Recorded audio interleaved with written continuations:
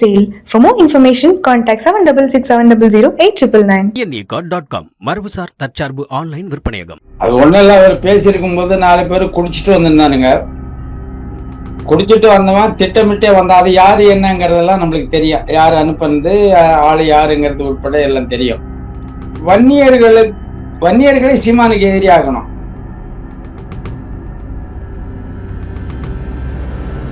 இப்ப அந்த தரவுல இப்ப சீமான் அவருடைய கருத்து இங்க கோனாறு கட்டினதா, படையாட்சி கட்டினதா, வன்னியர் கட்டினதாங்கிறது இல்ல, தமிழர் கட்டினது. அவர் என்ன சொல்றாரு, இல்ல எங்க பாட்டங்கிறாரு. அப்படி எல்லா குடியும் ஒரு தமிழ் தேசியங்கும் போது நீங்க குடி கடந்து குளம் கடந்துதான் நிக்க முடியும். அது சார்ந்து நீங்க மக்களை கொண்டு போகல, மக்களுக்கு வரலாற்று தெளிவுபடுத்தல. இப்ப சேந்தமங்கலத்தில் உள்ள காடவராயனுடைய எஞ்சிய கோட்டையினுடைய எச்சம் இருக்கு ஒரு கோயில். ஆண்டாண்டுக்கு பாமக அவருடைய தசை விழா, பிறந்த விழாக்கிட்ட அன்னைக்கு போய் பாமக கொடி பிடிச்சிக்கின்னு முழக்கமிடுவாங்க. அப்ப அவர் வன்னியர் குடியை சேர்ந்த மன்னன்கிற உரிமை கோர்றீங்க, சரிதானே? இந்த உரிமை கோரல் என்னைக்காவது செஞ்சில நீங்க செஞ்சிருக்கீங்களாங்கிற கேள்வி இருக்கு.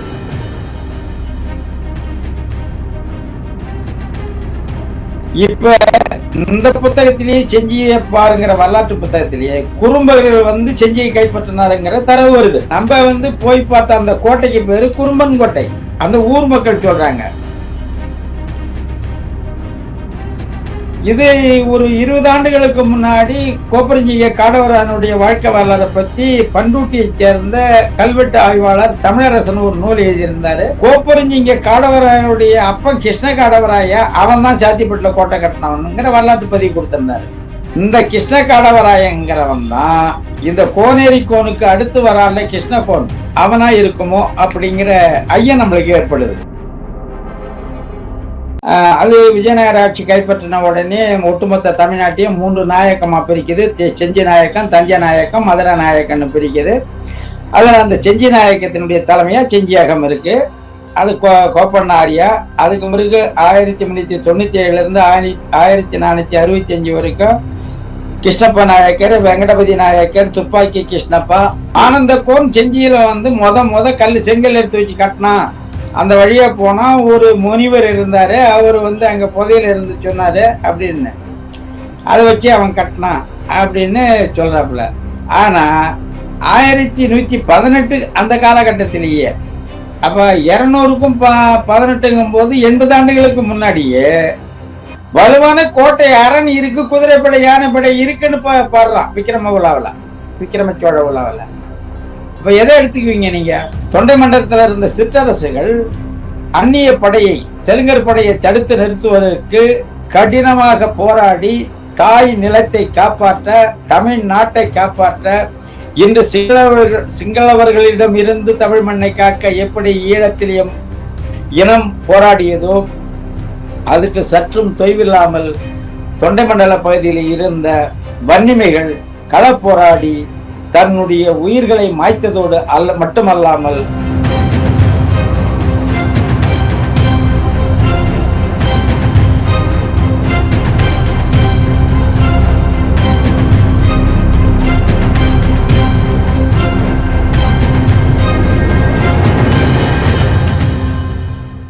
ஐயா வணக்கம். ஐயா வணக்கம். சீமான் இப்பொழுது ஒரு உரிமை மீட்பு பொதுக்கூட்டத்தை நடத்தினாரு, கோனேரி கோன் கோட்டை அப்படின்னு சொல்லிட்டு. அந்த நிகழ்வுக்கு நீங்களும் போயிருந்தீங்க. அங்க ஸ்பாட்ல சீமான் மேடையில இருந்து பேசிட்டு இருக்கும்போதே இறங்கி அடிச்சதாக ஒரு தகவல் காணப்படுகிறது. அந்த இடத்துல நடந்த சலசலப்பு என்ன? அது ஒண்ணும் இல்ல. அவர் பேசியிருக்கும் போது 4 பேர் குடிச்சிட்டு வந்திருந்தானுங்க. குடிச்சிட்டு வந்தவன் திட்டமிட்டே வந்தான். அது யாரு என்னங்கிறதெல்லாம் நம்மளுக்கு தெரியும். யாரு அனுப்புனது, ஆளு யாருங்கிறது உட்பட எல்லாம் தெரியும்.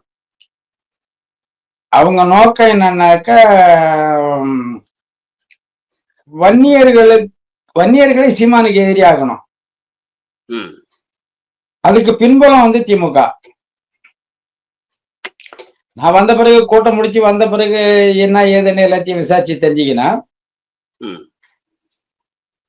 அங்க அது வன்னியர் கோட்டை என்ன சொல்றீங்கன்னு 4 பேர் கத்துறான்.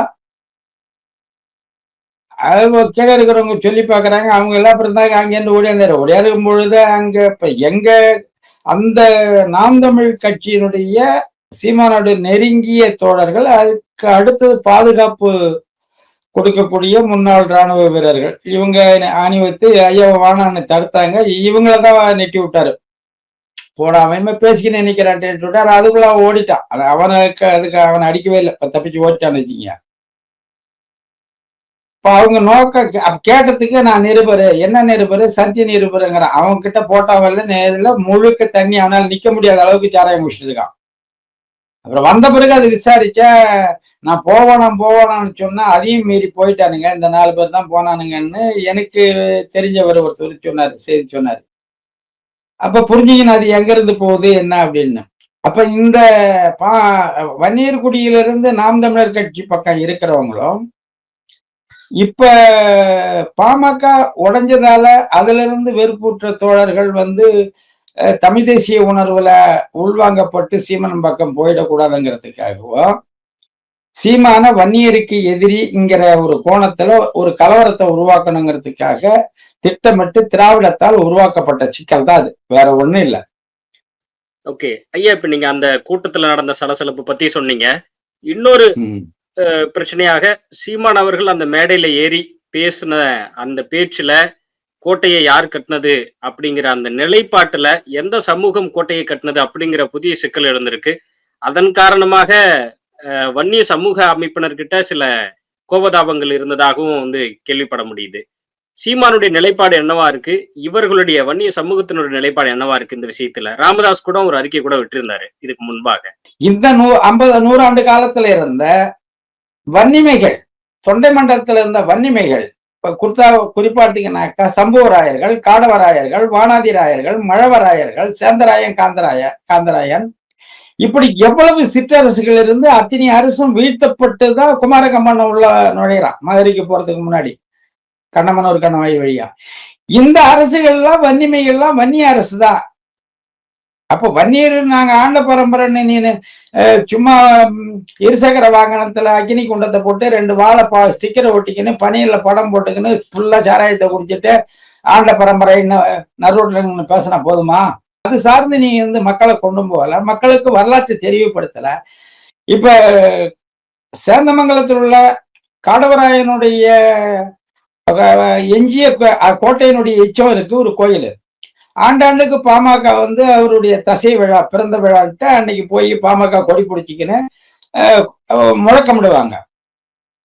அப்ப அவர் வன்னியர் குடியை சேர்ந்த மன்னன்கிற உரிமை கோர்றீங்க, சரிதானே? இந்த உரிமை கோரல் என்னைக்காவது செஞ்சில நீங்க செஞ்சிருக்கலாங்கிற கேள்வி இருக்கு. இந்த உரிமை கோரல் செஞ்சில செஞ்சிருந்தா, செஞ்சி ஆண்ட மன்னா வன்னிய மன்னங்கிறது மக்களுக்கு, இங்க வரலாற்று ஆவணங்கிறது வேற, சமூக நிலைங்கிறது வேற. நீங்க வரலாற்று ஆவணங்கும் போது ஆய்வு பண்ணி கல்வெட்டு ஆய்வு, தொல்பொருள் ஆய்வு, இலக்கிய ஆய்வு எடுத்து நூல் எழுதணும். அந்த நூல் பல்கலைக்கழகங்கள் ஏற்பு கொடுக்கணும், அது சரியான வரலாற்று பதிவுக்கு கொண்டு வர்றதுக்கு. இல்ல நூல் ஏற்பு கொடுக்கலாம், நூல் எழுதினீங்கன்னா அது கருத்து மக்களிடையே பரப்போம்.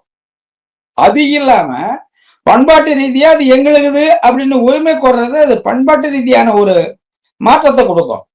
இப்ப காடவராயன்னாக்கா பிரச்சனையே இல்லை, அது வன்னியர் குடிதான், அங்க எவனும் போட்டிக்கு வர மாட்டான், ஏன்னா நீங்க உரிமை கோரி இருக்கீங்க.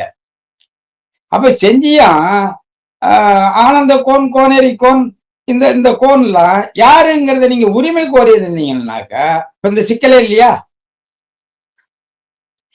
அப்ப நீங்க எப்ப வைக்கிறீங்க இந்த கோரிக்கை அப்படின்னாக்கா, யுனெஸ்கோ மராத்திய சிவாஜியினுடைய 12 கோட்டைகளை ஏற்பு கொடுக்குது, யுனெஸ்கோ அங்கீகரிக்குது.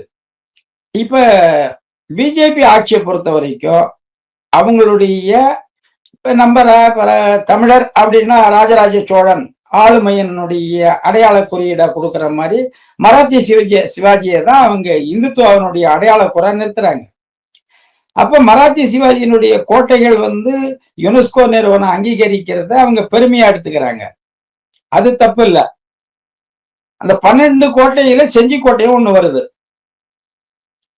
இப்ப செஞ்சி கோட்டை மராத்திய சிவாஜியினுடைய ஆளுமைக்கு கீழ் ஒரு 10 ஆண்டு காலம் இருந்தது, அதுல மறுப்பு இல்லை. அத பல ஆட்சியாளர்கள் கீழே கோட்டை இருந்திருக்கு. தொடர்ச்சியான நீங்க அந்த ஆளுமைக்கு கீழே இருந்த காலம் பாத்தீங்கன்னா நாயக்கர் காலத்துலதான் அதிக காலம் இருந்திருக்கு. சுமார் 200-250 ஆண்டு காலம் அதிக காலம் நாயக்கர் ஆட்சி காலத்துல தான் இருந்திருக்கு. இப்ப இங்க பிரச்சனை அது அல்ல. நாயக்கர்கள் இருந்திருக்காங்க, மராத்தியர்கள் இருந்திருக்காங்க, முஸ்லிம்கள் இருந்திருக்கிறாங்க, முகலாயர்கள் இருந்திருக்காங்க. இப்படி பல்வேறு ஆட்சியாளர்கள் மாறி இருக்காங்க. கட்டந்து யாருங்கிறதான் பிரச்சனை. இப்ப அந்த இடத்த சில நூல்கள், குறிப்பா நாராயண பிள்ளைங்கிறவர் ஒரு நூல் எழுதியிருக்காரு. என்கிட்ட கிட்டத்தட்ட ஒரு 40 ஆண்டுகளுக்கு முன்னாடி செஞ்சியை பாருங்கிற ஒரு புத்தகம் இருந்தது. அது அப்பயே ஒரு 20 ஆண்டுகளுக்கு முன்னாடியே அதெல்லாம் கோத்து தச்சு வச்சிருந்தேன். 4 புத்தகம் 3 புத்தகம் சின்ன சின்னதெல்லாம் தச்சு வச்சிருந்தால அது இப்ப நம்ம கையில அதை படிக்கிறதுக்கு தரவு கிடைச்சது. அதுல இப்ப என்ன கொடுக்குறாங்களோ அதுதான் கொடுத்துருக்கு. அந்த கோன் வம்சம் தான் கட்டினதா தரவு கொடுத்துருக்கு. கோனார் வம்சம். கோன்னா கோனுக்கு 2 பொருள் உண்டு. அரசனுங்கிற பொருள் உண்டு, கோனார் அப்படிங்கிற பொருளும் உண்டு. அப்ப கோன்னாக்கா கோனாருங்கிற பொருள்ல அந்த தரவு புத்தகம் தரவு கொடுக்குது. இப்ப பெரும்பாலும் இந்த தரவு தான் மக்கள் மத்தியில புழக்கத்துல கருத்தியலா பரவி இருக்கு. ஆனா உண்மையிலேயே வரலாற்று தரவுகள் நீங்க எடுத்து ஒரு ஆவணப்படுத்தி புத்தகம் போட்டீங்கன்னா இந்த கோனார்குடி கோன் இல்ல, கோன் என்றால் அரசன். இப்ப காடவர் கோன் அப்படின்னு வருது. இப்ப கோன்னா என்ன குறிக்குது? இப்ப வானவர் கோன், வானாதி ராயர்களை வானவர் கோன்னு வருது. நடுநாடு அன்னைக்கு மகத நாடு. மகத நாட்டுடைய ஆட்சியாளர்களா வானவ கோவரையர் அல்லது வானாதி ராயர், வானவர் கோன் அப்படி வருது. அது இப்ப எங்க பரம்பரையும் அந்த பரம்பரையில இருந்து தான் வருது. என்னுடைய குடி பரம்பரையும் வானாதிராயர் பரம்பரையில தான் வருது. இப்ப கோப்பரிச்சிங்க காடவரனுடைய கல்வெட்டுகளை சில இடத்துல குடிப்பட்ட கச்சிராயர்னு போட்டிருக்கு, கட்சி அப்படின்னு போட்டிருக்கு. அதனால இப்போதைக்கு அந்த நொச்சிக்காடு தியாகவல்லி நடுத்திட்டு பக்கம் கச்சராயர் குடிப்பட்ட உள்ள வன்னியர்கள் இருக்காங்க. இப்ப அவங்க நாங்க அந்த வழி சார்ந்தவங்க, காடவருடைய வழி வந்த குடி அப்படின்னா அந்த கச்சராயருங்கிற குடிப்பட்டத்தை வச்சு சொல்றாங்க. தொடர்ச்சியான வரலாற்று தரவுகள் இல்லை அங்கேயே. அந்த வரலாற்று தரவுகள் அதுதான் சொல்லலாம். தமிழருடைய அடையாளத்தை வரலாறு தேடணும்னா 1 கொலைச்சாமி 2 குடிப்பட்டம், இது 2 இல்லைன்னாக்கா நீ எந்த வரலாறும் தேட முடியாது. இப்ப அந்த தரவுல இப்ப சீமான் அவருடைய கருத்து இங்க கோனார் கட்டினதா, படையாச்சி கட்டினதா, வன்னியர் கட்டினதாங்கிறது இல்ல, தமிழர் கட்டினது. அவர் என்ன சொல்றாரு? இல்ல எங்க பாட்டங்கிறாரு. அப்படி எல்லா குடியும் ஒரு தமிழ் தேசியங்கும் போது நீங்க குடி கடந்து குளம் கடந்துதான் நிக்க முடியும். இப்ப ஒருவேளை யுனெஸ்கோ நிறுவனம் இது வன்னியர் குடியை சார்ந்த காடவர் கோன் கட்டணது அப்படின்னு அது ஏற்பு கொடுத்திருந்து அதை மறுத்து சீமான் கோனார்குடியை சேர்ந்த கோனேரி கோன் கட்டணம்னு சொன்னா நீங்க மறுப்பு தெரிவிக்கலாம், தகராறு பண்ணலாம், உங்களுக்கு உரிமை இருக்கு. அவன் அதை சொல்லல. கோனாறு கட்டணம் சொல்லல, வன்னியர் கட்டணம் சொல்லல, மராத்தியம் கட்டணம்னு சொல்லிட்டு போறான். இப்ப அவரு கோனாறு கட்டணம் பதிவு பண்ணாருங்கிறதுக்கு கோபம் வரவன் மராத்தியம் கட்டணம் சொன்னான அவன் 2 மாசத்துக்கு முன்னாடி சொல்லிட்டு போன வரைக்கும் நீங்க எல்லாம் எங்க போனீங்கன்னு கேக்குறான். அறிக்கை சீமான் கூட்டம் போடுறன்னு அறிவிப்பு கொடுத்த பிறகுதானே உங்க அறிக்கை எல்லாம் வருதுங்கிறான். சீமானை பொறுத்த வரைக்கும் எந்த நேரம்லாம் வாய்ப்பு கிடைக்குதோ கிடைக்கிற நேரம் பூரா வாசிக்கிற ஆளு. 2010க்கு நாம் தமிழர் கட்சி ஆரம்பிக்கும் போது இருந்த சீமான்ல அன்னை சீமானை நான் பார்த்திருக்கேன். வரலாற்று தரவுகள் நிறைய அவருக்கு கிட்ட இருக்காது, தரவு இருக்காது, உணர்ச்சி இருந்தது. ஆனா அதுக்கும் பிறகு ஏகப்பட்ட தரவுகள், ஏகப்பட்ட நூல்கள் வாசிச்சு அறிவை உருவாக்கிக்கினாரு. இப்ப இந்த பஞ்சமி நில மீட்புக்கு ஒரு போராட்டம் அறிவிக்கிறாரு, அதுக்கான தரவு வேணும். அவரு அதுலதான் கௌரவம் பார்க்க மாட்டாரு.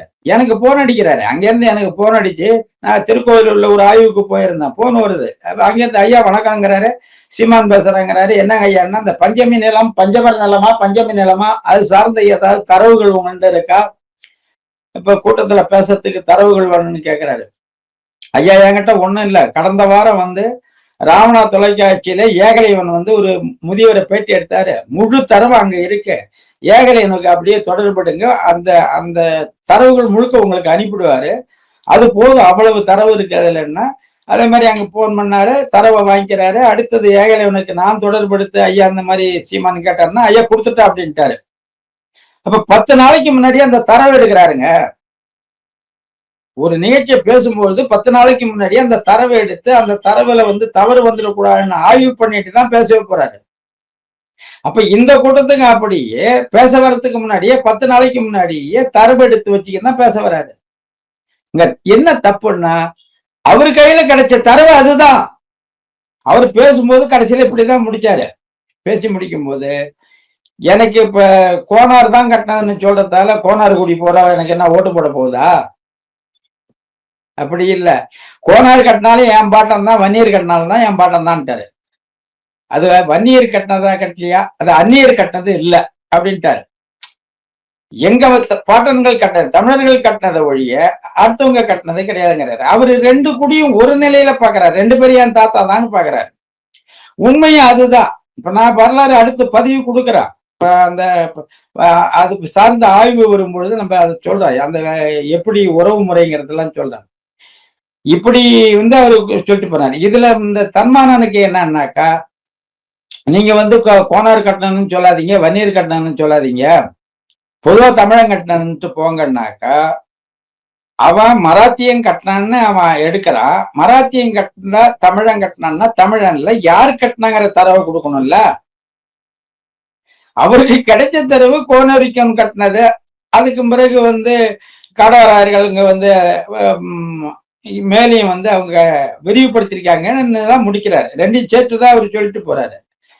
நீ கோனேரி கோன் கட்டின எப்படி சொன்னு நீனு அவருக்கு மறுநாள் ஒரு தரம் தாழ்ந்த அறிக்கை கொடுக்கிறாரு. அந்த அறிக்கையை நான் வெளியே சொல்ல விரும்பல. அதுக்கு அவரு சரிங்க ஐயா கருவறுப்பா சீமான கருவறுப்பன அதுக்கு என்ன செய்யுங்க ஐயான்னு அவரு பதில் கொடுத்துட்டு அதோட விட்டுட்டாரு. மறுநாள் நானும் அதே அவரை தன்மானனுக்கு தொடர்படுத்தி கேட்டேன். ஐயா நீங்க செஞ்ச செயல் சரியில்லை, நீங்க கருத்தை கொடுக்க வேண்டியதா, எதிர்ப்பு தெரிவிக்க வேண்டியதா, அதை நாகரிகமான முறையில தெரிவிக்கணும் மொழிய நீங்க தெரிவிச்ச விதம் உங்களையே தாழ்த்திக்கிற மாதிரி இருக்குங்கிறது எனக்கு வருத்தமா இருக்குன்னா, அவர் என்கிட்டயும் கொஞ்சம் கடுமையா பேசினாரு. அப்புறம் கொஞ்ச நேரம் சின்ன தொடர்படுத்து, இல்ல ஐயா நான் ஏதோ கொஞ்சம் அவசரதான் பட்டுட்டேன், அது அவசரப்பட்டுக்க கூடாதுன்னு அவரு உணர்ந்தாருன்னு வச்சுங்களேன்.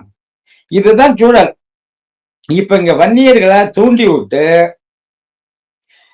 நாம் தமிழருக்கு இல்ல சீமானுக்கு எதிராக்கணுங்கிறது தான் அடிப்படை நோக்கம். அது திமுகவினுடைய அந்த ஊத்துல இருந்து வருது, அங்க இருந்து அது உருவாக்கப்படுது.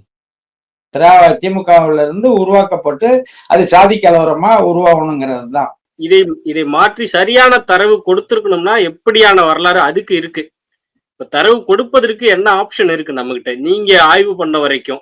ஆமா, இப்ப நம்ம முதல்ல அந்த செஞ்சியை பாருங்கிற புத்தகத்துல இருக்கிற தரவு, இப்ப சீமானுக்கு என்ன தரவு கிடைச்சதோ அதுதான் எனக்கும் இது வரைக்கும் கிடைச்ச தரவு. அந்த தரவுல கிபி 1200 டு 220 வரைக்கும் 1200 டு 1240 ஆனந்த கோன். அதுக்கு அடுத்தது 1240 டு 270 கிருஷ்ண கோன், 270 290 கோனேரி கோன், 290 310 வரைக்கும் கோவிந்த கோன், 310 320 வரைக்கும் புலிய கோன். இது வரைக்கும் இந்த 1200 இருந்து 320 வரைக்கும் 120 ஆண்டு காலம் கோன் வம்சாவழி அந்த கோட்டையை அரசாண்டுக்காங்க. 120 ஆண்டு காலம் அந்த புத்தகத்துல கொடுக்குது. செஞ்சியை பாருன்னு அந்த புத்தகம் முன்னட்ட பின்னட்ட இல்லை, அதனால ஆசிரியர் யாருன்னு தெரியல. ஒருவேளை நாராயண பிள்ளை இருந்தா கூட இருக்கலாம். இந்த தரவு கொடுக்குது. அதுக்கு அடுத்தது குறும்பர் 310 இருந்து 330 ஒரு 20 ஆண்டு காலம் குறும்பர் ஆண்டாங்கன்னு வருது. அதுக்கு அடுத்தது அந்த குறும்பர்ல சிறப்பானவர் கோட்டிலிங்க குறும்பர் அப்படின்னு வருது. அதுக்கு பிறகு சோழருடைய சிற்றரசு கிட்ட அது சோழர் அந்த குறும்பர்கிட்ட இருந்து பிடுங்கி அவங்க சிற்றரசு கிட்ட வேற அவங்களுக்கு சார்பாளர்கிட்ட கொடுத்தாங்கிறாங்க. அது நரசிங்கராயர், வீர விஜயராயர், வல்லாளராயர். அதோட 1360 உடையந்து விடுது. அதுல இருந்து ஹொய்சலர்கள் 360 இருந்து ஹொய்சலர்கள் அது 1360 டு 68 8 காலம் ஹொய்சலர்கிட்ட இருக்கு.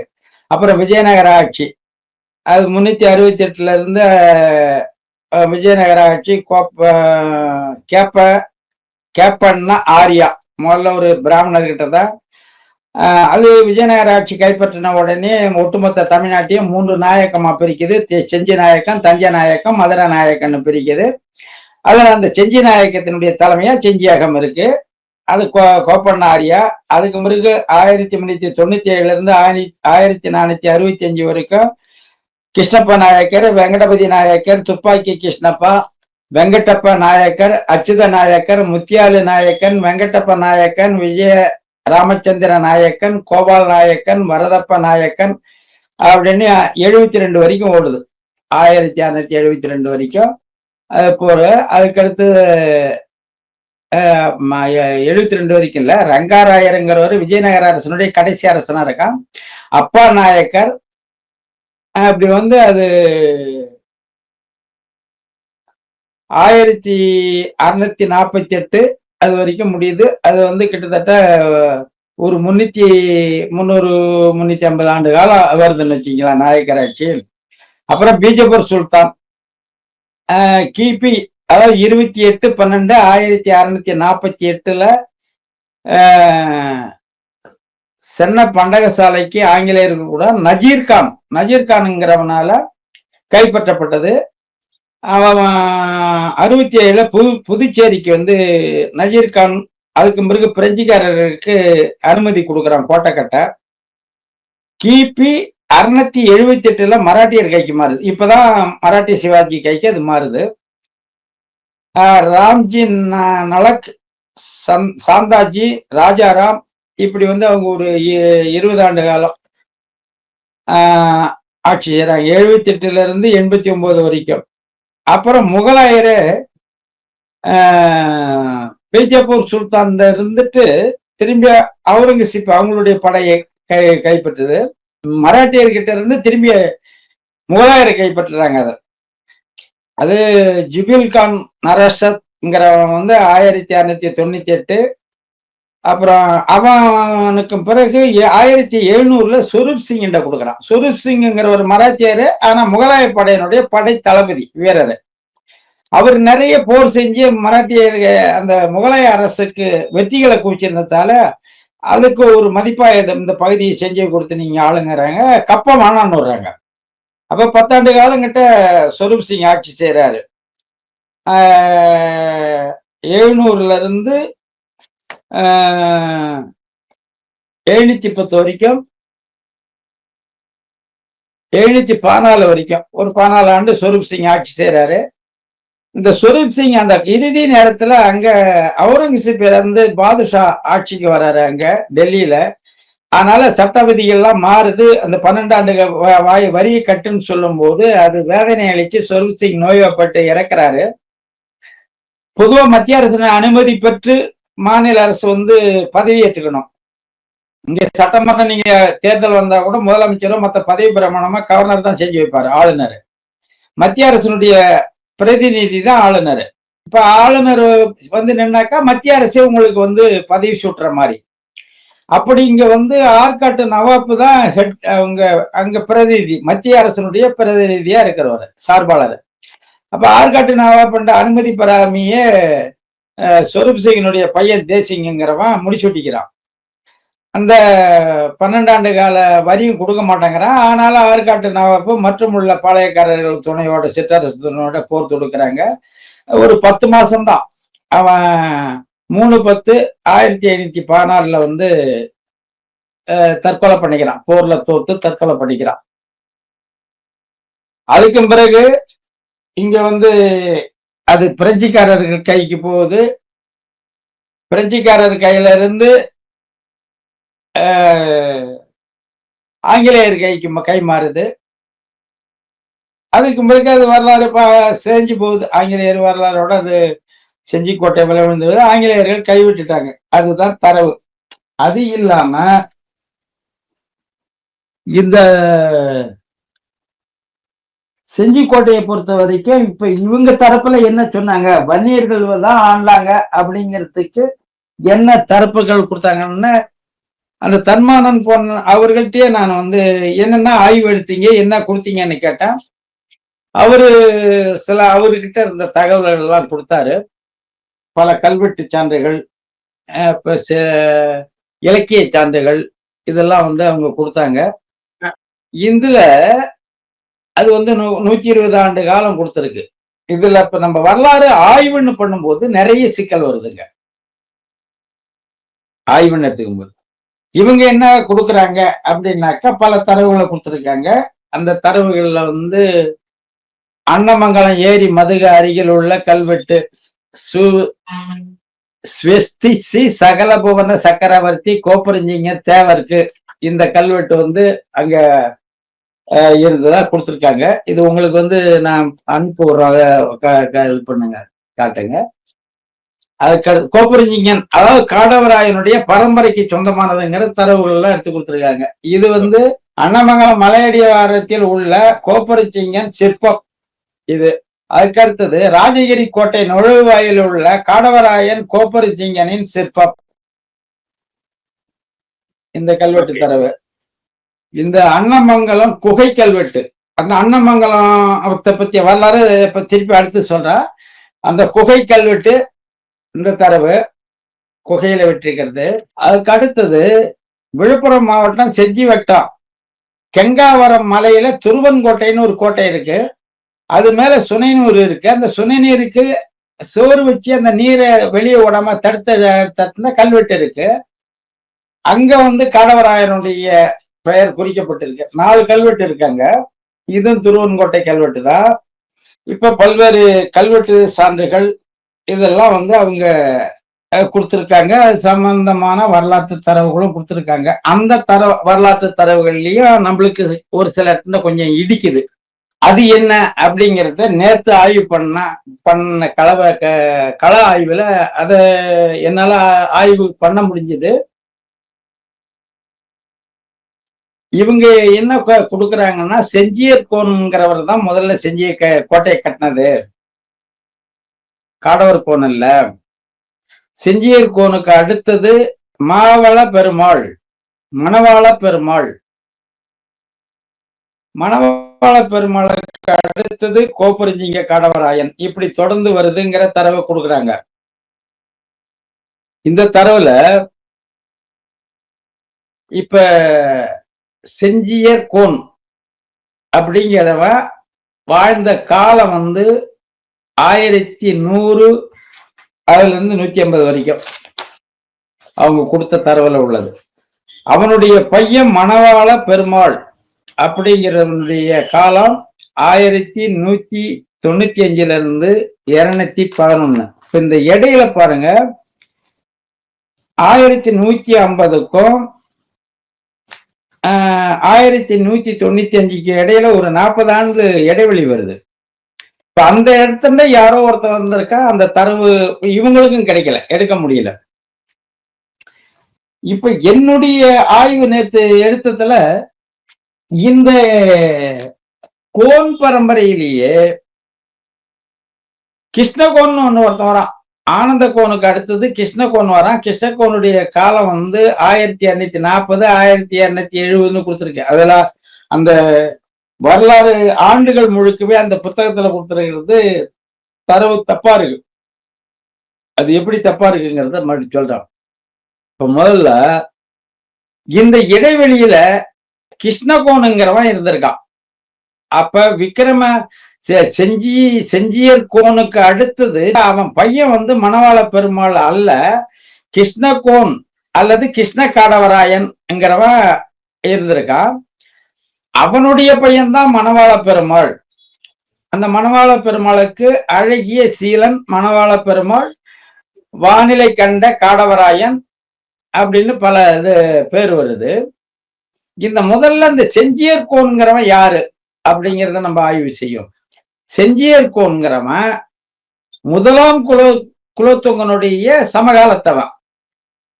முதலாம் குலோத்துங்க, அதுக்கு அடுத்தது விக்ரம சோழன். முதலாம் குலோத்துங்கனுடைய பையன் தான் விக்ரம சோழன்.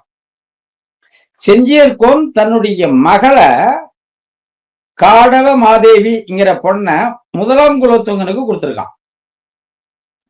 இப்ப இங்க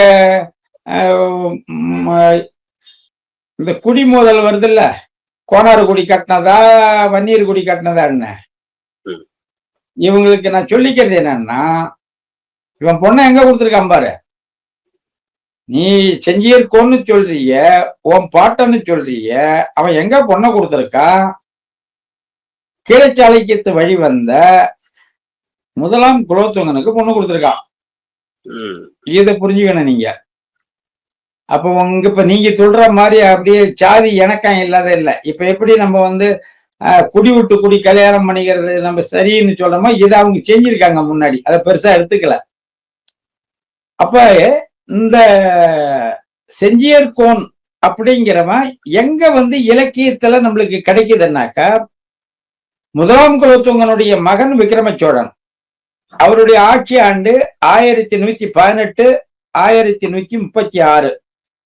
இந்த காலகட்டத்துல அரசவை புலவராயிருந்தவர் ஒட்டக்கூத்தர். அப்ப ஒட்டக்கூத்தர் வந்து விக்கிரம சோழ உலா அப்படின்னு சொல்லி அவனுடைய கீர்த்தியை பாடுறாரு. அந்த கீர்த்தியை பாடுற இடத்துல ஒரு செய்யுள் வருது. கடிய அரண செம்பொற் பதனஞ் செரியிஞ்சி செஞ்சியர்கோன் கம்ப கலியானை காடவனும் அப்படின்னு ஒரு செய்யுள் வருது. இந்த செய்யுள் என்ன சொல்ல வருதுன்னா, செஞ்சியை ஆட்சி செஞ்ச செஞ்சியர்கோன் என்பவன் கடியரணை, மிக வலுவான அரணை கொண்ட செம்பொற்பதனஞ், செம்பு என்ற பொன்னை கலந்து அரணை கட்டிருக்காங்கிறான். மேடை கட்டி அவ்வளவு வலுவா உறுதியா கட்டிருக்காங்கிறான். உயர்வன் ஒரு செடின்னு வச்சுக்கலாம், உறுதியா கட்டிருக்கா. செரியிஞ்சி செஞ்சியர்கோன், அப்ப மிக வலுவான கோட்டையை கட்டியிருக்கான். கலியானை காடவனும், கம்ப கலியானை, மதம் கொண்ட யானையே அடக்கி கட்டக்கூடிய கல் தூண்களுடைய கோட்டை. அப்ப அவங்ககிட்ட யானைப்படை இருந்திருக்கு, குதிரைப்படை இருந்திருக்கு. அவன் யாருன்னா செஞ்சியர்கோன். இது அந்த அதுல இருந்து நம்மளுக்கு தரவு கிடைக்குது, இலக்கிய சான்று. இப்ப முதல்ல சொன்னோம் பாருங்க, கோனேரி கோனு, கிருஷ்ண கோனு, கோயந்தவர், இதுக்கு இலக்கிய சான்றும் கிடையாது, கல்வெட்டு சான்றும் கிடையாது, எந்த சான்றும் அதுக்கு இல்ல. ரெண்டாவது, இந்த செஞ்சியர்கோனுடைய ஆண்ட பாருங்க, இங்க கோனேரி கோனுடைய ஆண்ட பாருங்க. செஞ்சியர்கோனுடைய காலம் வந்து விக்கிரம சோழனுடைய காலம். விக்கிரமனுடைய சோழனுடைய காலம் கிபி 1118 1136. அதுக்கு பின்னாடிதான் வரான் இவன் ஆனந்த கோனே 1200 1240. அப்ப இதுக்கு பிறகு ஒரு 60 ஆண்டுகளுக்கு பிறகுதான் இவன் செஞ்சிக்கு வந்தாங்கண்ணா. செஞ்சியில முதல்ல கோட்டை 1200ல ஆனந்த கோன் செஞ்சியில வந்து முத செங்கல் எடுத்து வச்சு கட்டினா. அந்த வழியா போனா ஒரு முனிவர் இருந்தாரு, அவர் வந்து அங்க புதையில இருந்து சொன்னாரு அப்படின்னு, அதை வச்சு அவன் கட்டினான் அப்படின்னு சொல்றாப்புல. ஆனா 1118 அந்த காலகட்டத்திலேயே, அப்ப 200க்கும் 18ங்கும் போது 80 ஆண்டுகளுக்கு முன்னாடியே வலுவான கோட்டை அரண் இருக்கு, குதிரைப்படை யானைப்படை இருக்குன்னு பாடுறான் விக்கிரம சோழ உலாவில. இப்ப எதை எடுத்துக்குவீங்க நீங்க? செஞ்சிங்கிறது இங்க வணக்க சம்பூராயர்கள் படை வீட்டுல இருக்காங்க. வானாதி ராயர்கள் வந்து நடுநாடு அல்லது மகத நாடு என்று அன்று அழைக்கப்பட்ட அந்த நடுநாட்டின் தலைநகரம் வேப்பூர் கூற்றோடு சாலையில இணையிற இடத்துல தெற்கால பக்கம் இருக்கும் ஆரகழியூர். அங்க ஆண்டவர்கள் வானாதிராயர்கள், வானவ கோவரையர்கள், வானவர்கள், வானவ கோன், இப்படிலாம் அங்க அவங்களுக்கு குடிப்பட்டம் வழங்கப்பட்டிருக்கு. அங்க அவங்க ஆண்டாங்க. அப்ப இந்த காலகட்டத்துல இந்த செஞ்சியர்கோனுக்கு சோழருக்கு சிற்றரசதான் இருக்கா. ஆனா இவனுக்கு படை நடத்தும் பொழுது அப்பப்ப படை நடத்துறதும் படைகளை நிறுத்தி வைக்கிறதுக்கும் செஞ்சியை விட இன்னும் தஞ்சாவூரை கங்கை கொண்ட சோழபுரத்தை நெருக்கி இடையில போடணும் போதுதான் அவன் சாத்திப்பட்டுல வந்து ஒரு ஒரு கோட்டை கட்டுறான். இப்ப பண்ருட்டி திருவதி கோயில் இருக்கு. திருவதி கோயில் கெடிலக்கரையின் வடக்கால இருக்கு. இந்த குறும்பன் கோட்டை கெடிலக்கரைக்கு தெற்கால இருக்கு. அந்த ஊர் சாத்திப்பட்டுக்கு போய் நம்ம அந்த கோட்டையை ஆய்வு பண்ண போகும்போது அங்க இருக்கிற ஊர் பேர் இருளன்குப்பம். அங்க உள்ள மக்களை விசாரிச்சா அந்த கோட்டை எங்க போற வழி என்னன்னா, அது கோட்டைக்கு அவங்க குறும்பன் கோட்டைங்கிறாங்க. இப்ப இந்த புத்தகத்திலேயே செஞ்சியை பாருங்கிற வரலாற்று புத்தகத்திலேயே குறும்பர்கள் வந்து செஞ்சியை கைப்பற்றினாருங்கிற தரவு வருது. அப்ப இங்க நம்ம வந்து போய் பார்த்த அந்த கோட்டைக்கு பேரு குறும்பன் கோட்டை. அந்த ஊர் மக்கள் சொல்றாங்க. இது ஒரு 20 ஆண்டுகளுக்கு முன்னாடி கோப்பரஞ்சிங்க காடவரானுடைய வாழ்க்கை வரலாறை பத்தி பண்ருட்டியை சேர்ந்த கல்வெட்டு ஆய்வாளர் தமிழரசன் ஒரு நூல் எழுதியிருந்தாரு. அந்த நூல் வாசிச்ச இப்போதைக்கு அந்த நூல் கிடைக்கல, அவன்டையும் இல்லை. அதுல வந்து கோப்பரஞ்சிங்க காடவராயனுடைய அப்பன் கிருஷ்ண காடவராய அவன் தான் சாத்திப்பட்டுல கோட்டை கட்டினவனுங்கிற வரலாற்று பதிவு கொடுத்திருந்தாரு. அப்ப இந்த கிருஷ்ண காடவராயங்கிறவன் தான் ஒருவேளை இந்த கோனேரி கோனுக்கு அடுத்து வரான்ல கிருஷ்ணகோன் அவனா இருக்குமோ அப்படிங்கிற ஐயம் நம்மளுக்கு ஏற்படுது. அங்க வர கிருஷ்ணகோனு இந்த கிருஷ்ண காடவராயனும் ஒரு ஆளா இருக்கணும்னு வருது. இரண்டாவது, இவங்க இப்ப கொடுத்த தன்மானம் கொடுத்த அந்த தரவுகள்லயும் இடையில வந்து செஞ்சியர் கோனுக்கும் மணவாள பெருமாளுக்கும் இடையில வந்து ஒரு துண்டு விழுது, ஆண்டு துண்டு விழுது. ஏன்னா விக்ரமச்சோழனுடைய ஆண்டு அவர் சமகாலத்தவர்னா கூட 1136 ஒரு 140-50 கூட வச்சுக்கிறா கூட மணவாள பெருமாளுடைய ஆட்சி ஆண்டு 1195 அல்லது 200 தான் துவங்குது. இப்ப இடையில வந்து ஒரு 45 ஆண்டுகள்லாம் 50 ஆண்டு கால இடைவெளி, ஒரு மன்னர் ஆளக்கூடிய காலம் போகுதுங்க. இந்த கணக்கில் எடுத்துக்கினேன். அப்ப இந்த இடத்துல ஒரு ஆள் வச்சுட்டு எதுக்கு ஒரு ஆள் வரான் அப்படிங்கிறத நம்ம ஆய்வு பண்ணும் பொழுது இந்த மணவாள பெருமாளுக்கும் காடவராயன் பேரு. அவனை முதலாம் கோப்பரிச்சிங்க காடவராயனும் அவன் மகனை 2ஆம் கோப்பரிச்சிங்க காடவராயனும் வரலாற்றுல பதிவு பண்றாங்க. அப்ப கோப்பரிச்சிங்க காடவராயனுக்கு அப்பன்னா மணவாள பெருமாளுக்கு அப்பனாதான் இந்த கிருஷ்ண காடவராயன் இருந்திருக்கணும். இந்த கிருஷ்ண காடகாரன் தான் சாத்திப்பட்டுல கோட்டை கட்டினாங்கும் போது சாத்திப்பட்டு கோட்டை குறும்பன் கோட்டை.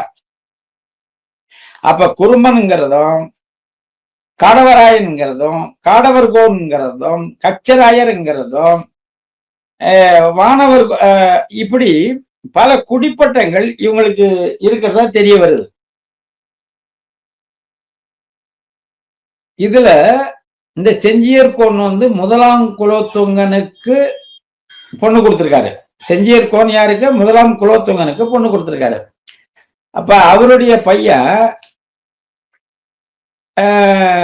கிருஷ்ணகோன் இவரு தான் சாத்திப்பட்டுல கோட்டை கட்டி ஆண்டவரதா வரலாறு நம்மளுக்கு தெரியுது. ஏன்னா அந்த கோட்டை தடயங்கள்லாம் ஆய்வு பண்ணிட்டு வந்துட்டார்.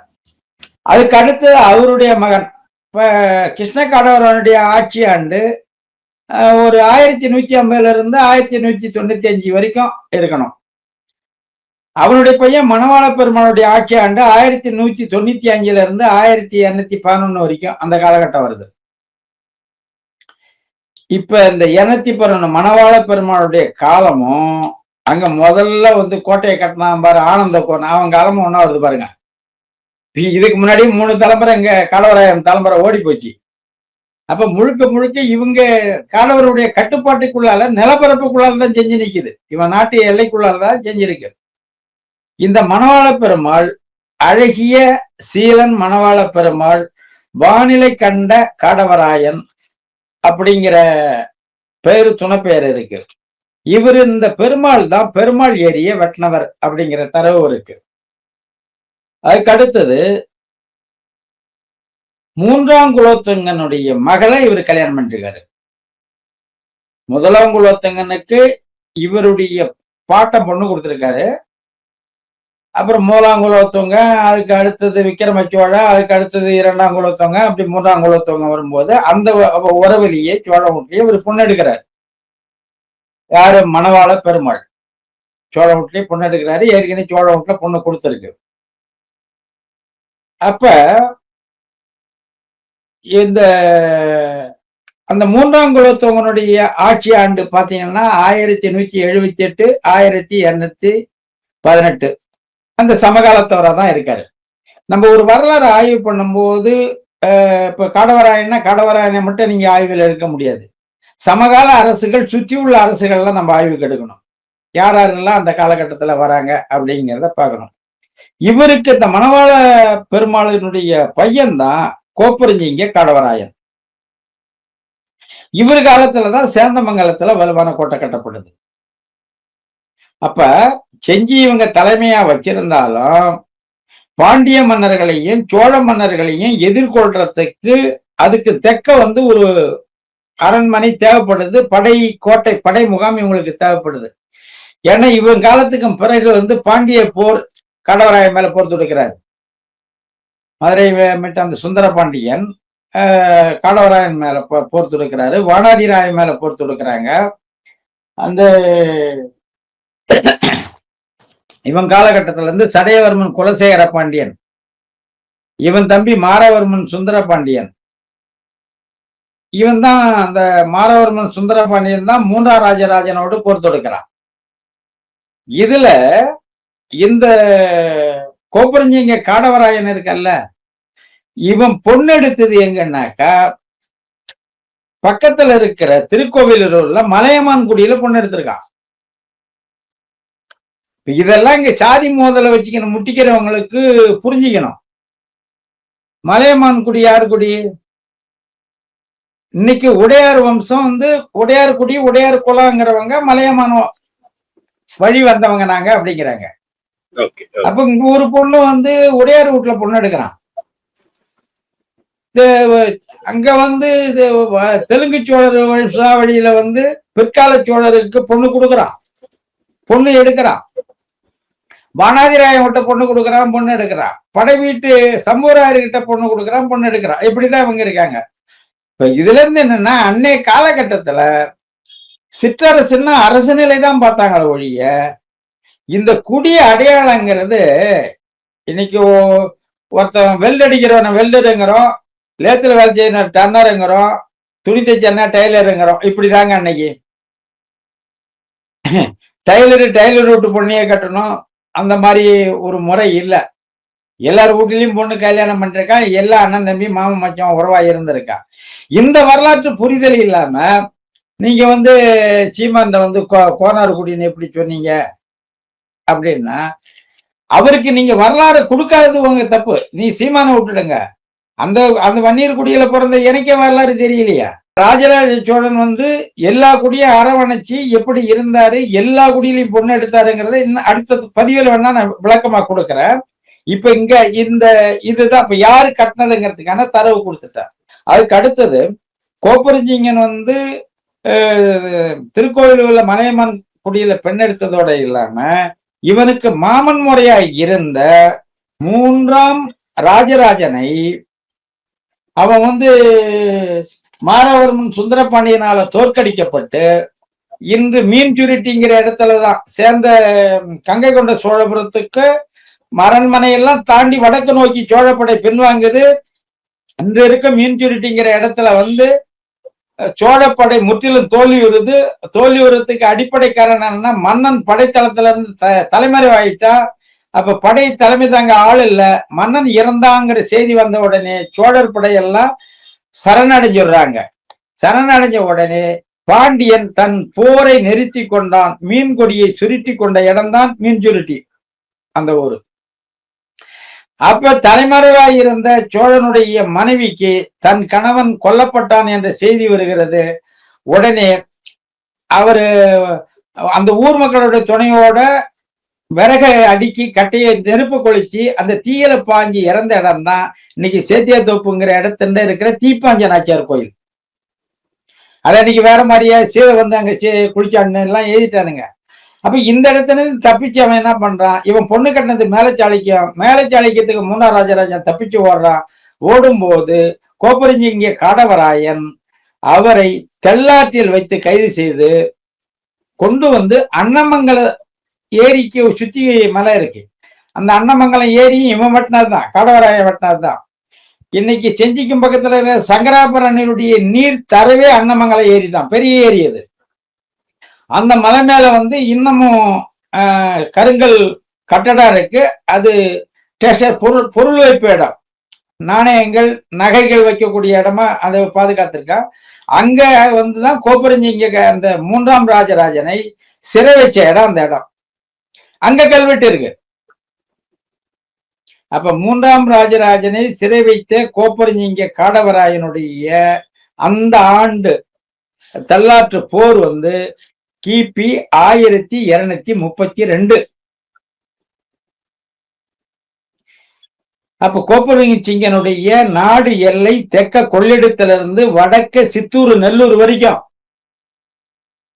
அப்படி சம்பூராயர்களை ஒதுக்கி விட்டு அதுக்கு கிழக்கால பக்கமா அப்படி போகுது நாடு.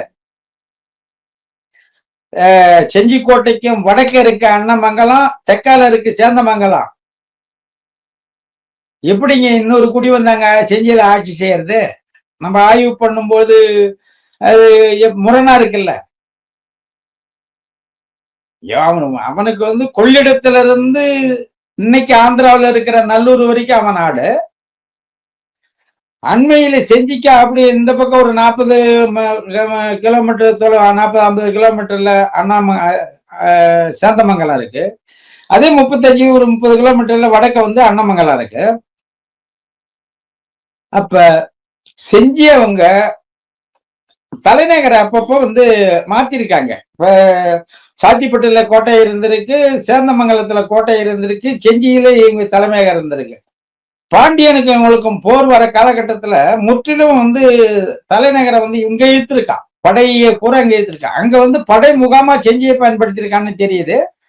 முழுக்க முழுக்க சேந்த நாட்டுல வந்து கொண்டாந்துருக்கான், சேந்தமங்கலத்துக்கு கொண்டாந்துருக்கான். அப்புறம் இந்த பாண்டியன் வந்து வானாதிராயனை சிதைக்கிறான். அதுக்கு பிறகு கோப்பரஞ்சிங்க காடவராயனுடைய வலுவை குறைக்கிறான். இப்படி வலு குன்றிய அரசுகளாக மாற்றி அதுக்கு பிறகு பாண்டியருடைய அரசும் வீழ்ச்சி அடைஞ்சி இந்த 250 இருந்து 350க்குள்ளால ஒட்டுமொத்த தமிழ் பேரரசர்கள் சிதைஞ்சி இந்த 100 ஆண்டு காலம் சிற்றரசுகள் தனிச்ச சுதந்திர அரசுகளாக செயல்பட்டு இருக்கு. இந்த செயல்பாட்டு காலத்துலதான் குமாரகம்பன் படையெடுத்து இப்ப மாளிகாபுரம் வந்துட்டான் மதுரைக்கு. இங்க அண்ணன் தம்பி சண்டையால மாளிகை கூப்பிடுறானோ அவன் 311, 12 இந்த காலகட்டத்திலேயே அவன் நேரம் அங்க மட்டும் போயிட்டான், வேற எங்கேயும் சிக்கல் பண்ணாத. இப்படி இவன் மதுரைக்கு எதுக்கும் போன ஒரு காலகட்டத்துல அங்கேயே உட்காந்துருக்கான உடனே இந்த சுத்தி இருக்கிற எந்த அரசும் அதை படை நடத்துறதுக்கு தயங்குறான். ஏன்னா நம்மளுக்கு சிக்கல் வந்துடுமோன்ட்டு அவன் இருக்கான். இப்ப குமாரகம்பன் படையெடுத்து வந்தவன் அவன் முஸ்லீம்களை விரட்டுறதுக்காக வரல. அப்படி வரணும்னா அவன் துப்பூர் கடவாய் வழியா மதுரை போயிருப்பான், வெட்டியிருப்பான். அவனுக்கு ஒட்டுமொத்த தமிழ்நாடை பிடிக்கணுங்கிறதாலதான் விரிஞ்சிபுரம் கோட்டையை தகர்த்து படை வீடை தகர்த்து கண்ணமனூர் கடவாய் வழியா உள்ள இறங்குறான். அப்ப படை வீடு கிபி 1366 விழுது, 67 செஞ்சி விழுது, 68 சேந்தமங்கலம் விழுது, 9 வானாதிராயர்களுடைய ஆரகழியூர் விழுது, 69, 70 காலகட்டத்துல அரியலூர் மழவராயருடைய அரசு விழுது, திருச்சி அரசு விழுது, 71தான் மதுரைக்கு போய் சேர்றான். 5 ஆண்டு கால கடுமையான போர். தொண்டை மண்டலத்தில் இருந்த சிற்றரசுகள் அந்நிய படையை, தெலுங்கர் படையை தடுத்து நிறுத்துவதற்கு கடினமாக போராடி தாய் நிலத்தை காப்பாற்ற, தமிழ்நாட்டை காப்பாற்ற, இன்று சிங்களவர்களிடம் இருந்து தமிழ் மண்ணை காக்க எப்படி ஈழத்தில் இனம் போராடியதோ அதுக்கு சற்றும் தொய்வில்லாமல் தொண்டை மண்டல பகுதியில் இருந்த வன்னிமைகள் கள போராடி தன்னுடைய உயிர்களை மாய்த்ததோடு மட்டுமல்லாமல் ஒவ்வொரு சிற்றரசு குடிகளுடைய வாரிசுகளும் பிறங்கடைகளும் தவறி அவன் கையில் சிக்கினால் கருவறுத்து விடுவான் என்று அஞ்சி ஒவ்வொரு சிற்றரசு அந்த வாரிசுகளும் 50 மைல் 60 மைலுக்கு புலம்பெயர்ந்து சிதறாங்க. இன்னைக்கு வட தமிழ்நாட்டில் இருக்கிற எல்லா வன்னியர் குடிகளுடைய வரலாறு இதுதான். அவன் கொலைச்சாமி எங்கிட்ட நினைக்கல 50 மைலுக்கு அண்டாலும் சொல்லுவான், 30 மைலுக்கு அண்டாலும் சொல்லுவான். தென்னவராயம்பா இங்க இப்ப நம்ம புலியூர்ல குடியிருப்பான். அப்ப தென்னவராயங்கும் போது மதுரை பையில சிற்றரசா இருக்கிறவன். அங்கிருந்து சிதறி இங்க ஓடியாராம் விஜயநகர படையெடுப்புல. காளிங்கராயன் தஞ்சாவூர் புதுக்கோட்டை பகுதியில அரசாண்டவன், அங்கிருந்து சேரி ஓடியாராம். இங்க கொங்கு மண்டலத்துல ஆட்சி செஞ்சவன் காளிங்கராயர் கால்வாய் இன்னும் இருக்கு. அப்ப கச்சராயர்கள், இந்த சம்புராயருடைய பிறங்கடைகள், இன்னைக்கு கச்சராயர்கள் எங்க கடற்கரை ஒட்டுல இருக்கா, நொச்சிக்காடு தியாகவல்லி நடுத்தட்டுல போய் அங்க உட்கார்ந்துருக்கான். எங்களுடைய முன்னோர்கள் வானாதிராயர்கள்னா நாங்க அங்க இருந்து இங்க பெருமத்தூர் வெள்ளையம்பம், பழைய வெள்ளையம்பத்துக்கு முன்னாடி நெய்வேலிக்கு முன்னாடி இருந்தது வெள்ளையம்பம், இந்த பகுதிக்கு வந்து சேர்றாங்க. இப்படி ஒட்டுமொத்த தமிழ்நாடும் அந்த 100 ஆண்டு வன்னிமைகள் முழுக்க சிதறி அவர் நாடற்ற குடியா மாறுது விஜயநகர ஆட்சியில. அப்ப இந்த காலகட்டத்துல இந்த அரசுகளுக்கு யாரு எழுத்தர் பணி அமைச்சர் பணியா இருந்த தமிழர்களில் சில குடிகள், இன்னைக்கு உயர்ந்த குடியா இருக்கிற சில குடிகள் அந்த வந்தேரிகளுக்கு ஆதரவு நிலை எடுத்து தமிழர்களை காட்டி கொடுத்து அங்கே இவர்கள் அரசியல் ஆட்சியில் அமர்ந்தார்கள். அமைச்சர்களாகவும் எழுத்தர் பணியாக மீண்டும் தொடர்ந்ததன் விளைவாக தான் ஆயிரக்கணக்கான ஏக்கர்களுக்கு நிலச்சுவந்தார்களாக அவர்கள் ஆனார்கள். ஆனால் ஆண்ட குடிக்கு வழிகாட்டியாக இருந்த அரச குடிக்கு வழிகாட்டியாக இருந்த அறிவர் குடி, பறையர் குடி, பள்ளிக்குடி, அதை சேர்ந்த வண்ணாரர் குடி, மருத்துவர் குடி, ஐங்குள்ளர் குடி, அத்தனையும் நாடோடி குடியா தன்னிலை தாழ்நிலைக்கு ஆகக்கூடிய ஒரு சூழல் அங்கு உருவாகுது. அப்ப தொடர்ந்த 500 ஆண்டு காலம் விஜயநகர ஆட்சி காலம் மீள எழுச்சி பெற முடியல. நான் மீண்டும் மக்களை திரட்டி இளவரசர்கள் நாட்டை கைப்பற்றுவான்னா முடியல. அப்ப முடியாத சூழல்ல இருக்க இந்த தெரியாம போயிட்டு நிலையில வந்து உட்காந்துட்டான். இதுல விஜயநகர ஆட்சி காலம் என்ன பண்றான்னா, யாரெல்லாம் அவன் வீழ்த்துறானோ அவனுக்கெல்லாம் சட்டப்படி படிக்க கூடாதுன்னு சட்டம் கொண்டு வரான். பறையர்கள், பல்லர்கள், பள்ளிகள், இது போன்ற குடி, தெற்க வந்து முக்குளத்தூர், முத்தரை ஏற்க நாடார்கள், இந்த மாதிரி குடி யாருக்கிட்ட இருந்தாலும் ஆட்சேபிடுங்கனானோ அவன் படிச்சான்னா திரும்பி வரலாறு தெரிஞ்சு மீண்டும் போர் தொடுத்துருவாங்கிறதுக்காக சட்ட ரீதியா படிக்காத குடி ஆகிறான். அப்ப போன தலைமுறை எங்க அப்பன் தலைமுறை வரைக்கும் கை நாட்டு பேர் வழியா இருக்கும். அப்ப நம்ம வரலாறு நம்ம புத்தகமா எழுத முடியலன்னு நம்ம கோச்சிக்கிறோம்னா எங்க போய் கோச்சிக்கிறது? படிச்சவனே இல்ல. இப்ப எந்தெந்த குடியெல்லாம் படிச்சவனா இருந்தானோ வரலாறு அவனுக்கானதா எழுதிக்கணும். அப்படிதான் செஞ்சு வரலாறையும் பார்க்க வேண்டியதா இருக்கு. அப்ப வன்னியர்கள் தான் ஆண்டார்கள்னா தரவுகள் இருக்கு, கல்வெட்டு தரவுகள் இருக்கு, இலக்கிய தரவுகள் இருக்கு. இந்த தரவுகளை கொண்டு ஒரு பெரிய இன்னும் நெடிய ஆய்வுகளை எடுத்து அது சார்ந்த வரலாறு செஞ்சு மட்டும் அல்ல, சம்பூராருடைய படை வீட்டு வரலாறு, காடவராயனுடைய சேந்தமங்கலத்து வரலாறு, சாத்திப்பட்டில் இருக்கிற குருமன் கோட்டை வரலாறு, அதுக்கு அண்மையில தெற்கால அரசடி குப்பம் இருக்கு காடாமுருகும் பக்கத்துல, அரசாண்ட தடயங்கள் அப்படியே இருக்கு. அங்க போய் கேட்டா கிங்கிலி ராஜாங்கிறான். அப்ப இந்த காடவர்கோன் பரம்பரையில இருந்த சங்கிலி அரசன் அல்லது வெம்புலி ராயன்ங்கிறவன் ஆண்டானாங்கிறது ஐயமா இருக்கு.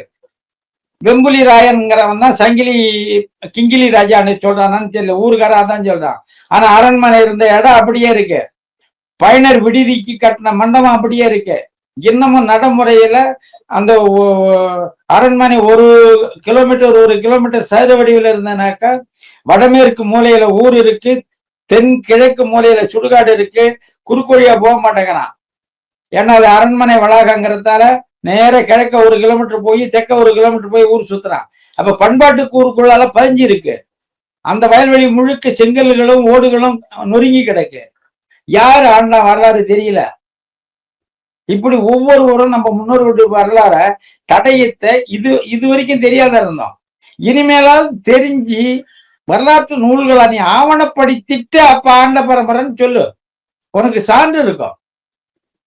எந்த தரவுமே எடுக்காத சொல்றதோ, மீசை முறிக்குன்னு துள்றதோ, இந்த மாதிரி வந்து அநாகரிகமா ஒரு கூட்டம் போடுற போய் ஒருத்தவங்க கோட்டை வாங்கி கொடுத்தான்ட்டு அதுக்காக போய் இன்னமும் அடியாள் வேலை செஞ்சுக்கணும். திராவிடத்துக்கு கடந்த 60 ஆண்டு காலம் திராவிடம் எந்த அளவுக்கு தமிழ் இனத்தை சேர்ச்சது, குறிப்பா அங்க பறையர் குடியும் பள்ளிக்குடியாங்கிற வன்னியர் குடியும் வட தமிழ்நாட்டுல எந்த அளவுக்கு முட்டை விட்டு ரத்தம் குடிக்குது, சாதி முதல்ல விட்டு ரத்தம் குடிக்குது, தென் மாவட்டங்கள்ல கள்ளர்குடியும் பல்லர்குடியும் எப்படி மோதி முட்டை விட்டு ரத்தம் குடிக்குதுங்கிறத அனுபவிச்சும் பட்டும் எல்லா இயற்கை வளங்களை தொலைச்சியும் இன்னமும் போய் குவாட்டருக்கு அவன் வாங்கி கொடுத்தான்னு குடிச்சிட்டு போய் அங்க சண்டை வளர்த்துற நிலை இருக்க.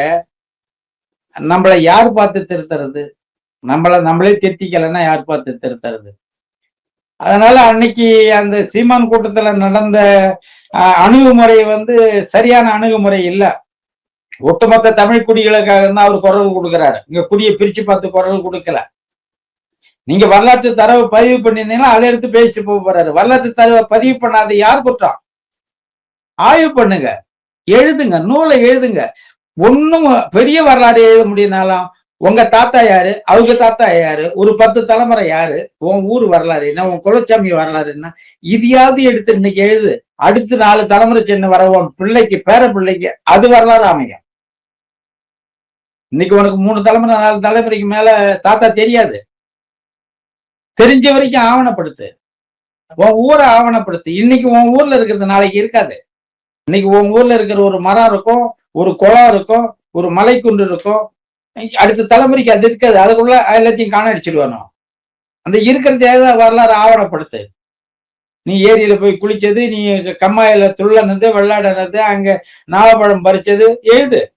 கட்ட வண்டியை பாத்தியா எழுது. கவலையில தண்ணி அடிச்சது பாத்தியா எழுது. ஏத்தம் பாத்தியா எழுது. ஆட்டுக்கல்ல அம்மிக்கல்ல முளக்க அரைச்சதை பார்த்திருக்கியா, எங்க அம்மா அப்படித்தான் அரைச்சி கொடுத்தாங்க எழுது. ஏன்னா நாளைய தலைமுறைக்கு ஆட்டுக்கல் அம்மிக்கல் என்னன்னே அவங்களுக்கு தெரியாது, கூகுள்ல கூட வராது. அப்ப எழுதி வை, அதுதான் அது வரலாறு மாறும். ஒண்ணுமே பண்ணாத உட்காந்துங்கன்னு சாராயத்தை வச்சுட்டு போய் அவன் வம்பிழுக்கிறது அது முறையற்ற செயல். தன்னுடைய மதிப்பை நம்மளே குறைச்சிக்கிற செயல்.